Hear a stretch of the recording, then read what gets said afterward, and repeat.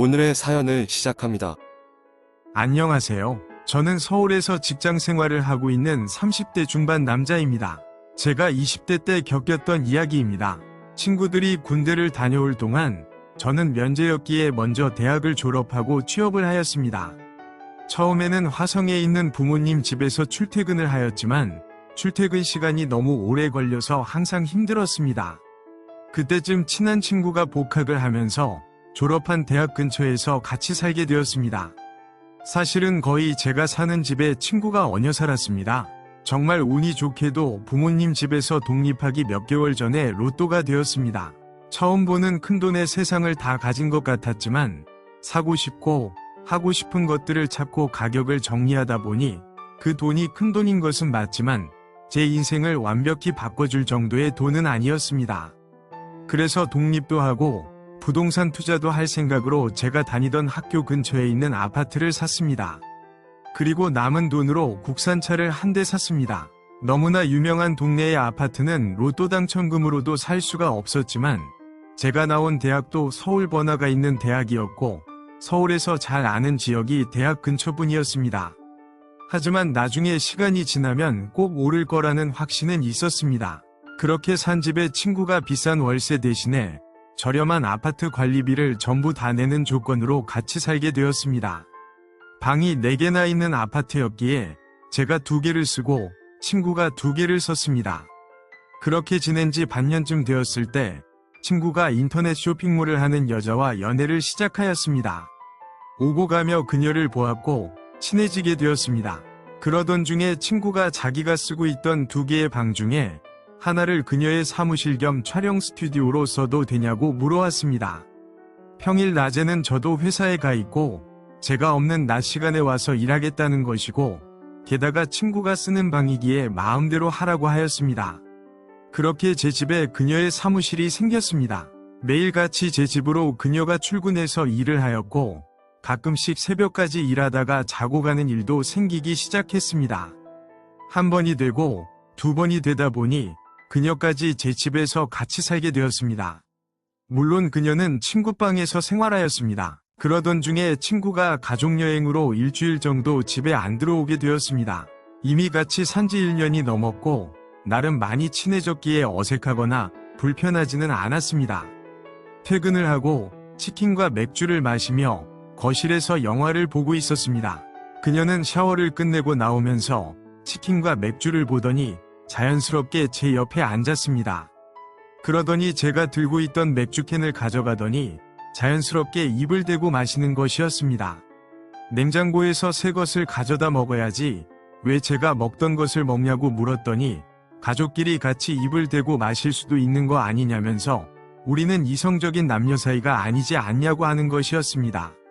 그녀의 성격이 엄청 털털하다는 것은 잘 알고 있었지만 정말 대단하다 싶었습니다. 결국 제가 냉장고에 있는 맥주들을 가지고 와서 마시기 시작했습니다. 치킨도 다 먹고 맥주들도 다 마시니 피곤하다며 그녀가 제 허벅지에 머리를 대고 누웠습니다. 영화에 집중을 하고 있던 중에 갑자기 제 손을 밀치고 들어온 상황이라 막을 수가 없었습니다. 그 후로는 영화에 집중이 안 되고 온통 그녀에게만 신경이 쓰이기 시작했습니다. 심장을 터질 것처럼 빨리 뛰고 있었고 침만 계속 삼키고 있었습니다. 이런 제가 느껴졌는지 그녀는 뒤로 돌아 누워서 저를 쳐다보는 것이었습니다. 자기가 여자로 보이냐면서 긴장해 있는 제가 너무 귀엽다고 하였습니다. 그러면서 오늘 한 번만 주는 거라고 하였습니다. 곧바로 제 다리 사이에 그녀의 머리가 밀고 들어왔습니다. 그날 밤은 그렇게 그녀와 제 침대에서 뜨거운 시간을 보내고 같이 잠들었습니다. 다음날 아침에 일어나면서 그녀와 눈이 마주쳤고 누가 먼저라고 할 거 없이 다시 지난 밤보다 더 뜨거운 전투를 치렀습니다. 출근하여 일하는 동안에 계속해서 떠오르는 그녀 생각에 거짓으로 부모님 핑계를 대고 친구가 돌아오는 전날까지 연차를 내고 곧장 집으로 갔습니다. 얼마나 급하게 운전해서 갔는지 며칠 뒤에 2장의 과속딱지 날아올 정도로 빨리 집으로 갔습니다. 집에 들어가자마자 사무실 방에서 일하는 있는 그녀를 데리고 나와 거실 소파에서 바로 전투를 가졌습니다. 엄청 놀라며 당황하였지만 그녀 역시도 저를 많이 기다렸다는 듯이 적극적으로 다가왔습니다. 그렇게 친구가 없는 기간 동안에 셀 수 없을 만큼 그녀와 뜨거운 시간을 보냈습니다.